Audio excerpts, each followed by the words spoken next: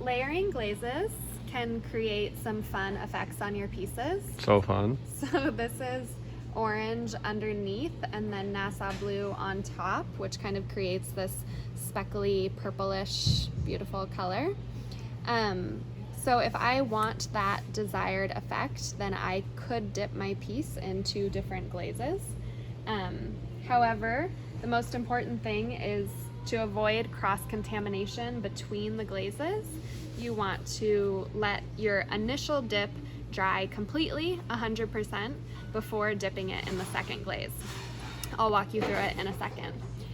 So these are the 2 glazes. I mixed them up already with the drill, and then I returned the drill to its rightful place. And then I have a test tile here, which is all clean of debris. And this one I can see, like, when you do the dip, it runs a little bit. And so I really want to be careful to observe that because I want to leave some space if it's an extra runny one. For example, this one runs a bit more.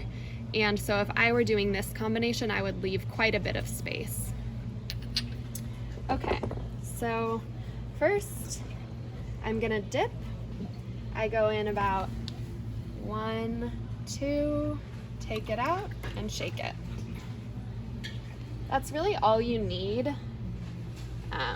when you're dipping, is just a quick dip to get the desired color. If the glaze is thin, sometimes I'll dip for maybe 3 to 4 seconds, but often 2 to 4 seconds is the prime spot. This one dries quickly, and I can even tell just from looking at it that it's getting pretty dry. Here it might be a little bit wet still because it's a bit darker, but I can see it drying. The way to test whether it's dry or not is to touch it. So as you can see, only dust is coming off on my finger. If it made a mark on my piece or there was anything wet coming off on my finger, then it would not be dry enough to dip yet. This drying time could take 10 seconds or it could take 10 minutes. It really just depends on the glaze and how thick the glaze is. Like you can kind of see on the end over here, these little wet spots. Exactly. So I'm gonna wait till these get totally dry to the touch before dipping into the second glaze so that I don't contaminate the second glaze.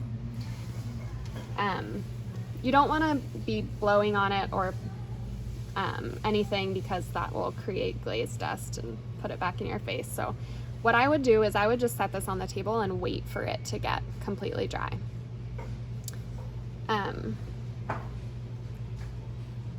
You can see I'm touching that spot that looks a little bit darker and nothing's coming off on my finger. So that means that I am good to dip it in the second glaze. Although as a good rule of thumb, those dark spots can mean that there's still moisture in there. So letting them dry, as you can see, like it's becoming more uniform color now, Yeah. Is a good rule of thumb to avoid cross-contaminating. Great call. Okay. So once you're ready and you're positive that your first dip is completely dry, then you can do your second dip. And I could do it halfway, I could do it all the way. I just want to pay attention to how much I think it's gonna run. I think it might be a cool effect to only go halfway up, so that's what I'm gonna do on this one.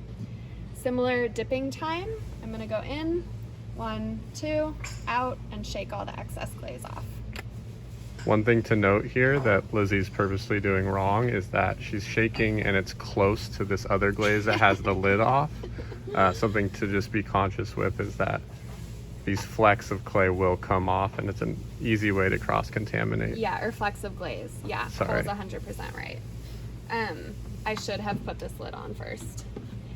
And then you can see this one is still wet, so I would just set this out to let it dry, and then once that's all dry, I would put it on the shelf to get loaded. Thank you.